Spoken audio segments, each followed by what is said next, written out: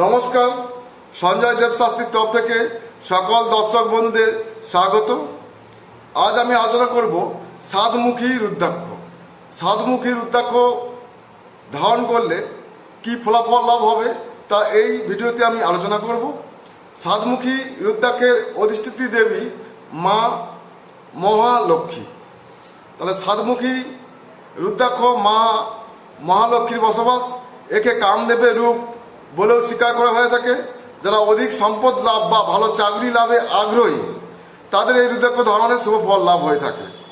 শরীরের রোগ মুক্তি, মনের শান্তি, সামাজিক সম্মান, স্ত্রী সুখ, অর্থপ্রাপ্তি ইত্যাদি লাভ হয় এই রুদ্রাক্ষ ধারণ করলে। শারীরিক ও মানসিক কষ্ট থেকে লাঘব পাওয়া যায়। শনি গ্রহের কারণে দুঃখ কষ্ট বা শনি গ্রহের মহাদশা চললে এই রুদ্রাক্ষ ধারণে শনি গ্রহের বিরূপতা প্রশমিত হয়। শনি সাড়ে সাথে চলাকালীন এই রুদ্রাক্ষ ধারণে শুভ ফল লাভ করা সম্ভব হয়। কোমরের নিচের অংশে প্রচুর ব্যথা, বহু পুরাতন কোনো ব্যাধি, হাড়ের ব্যথায় কষ্ট ইত্যাদি এই রুদ্রাক্ষ ধারণ লাভ করা যায়। তো রুদ্রাক্ষ কাছে রাখলে মা মহালক্ষ্মীর কৃপা লাভ করা যায়। যারা চাকরি করবেন বা ব্যবসা করবেন বলে মনস্থির করেছেন তারা সাতমুখী রুদ্রাক্ষ ধারণ করতে পারেন।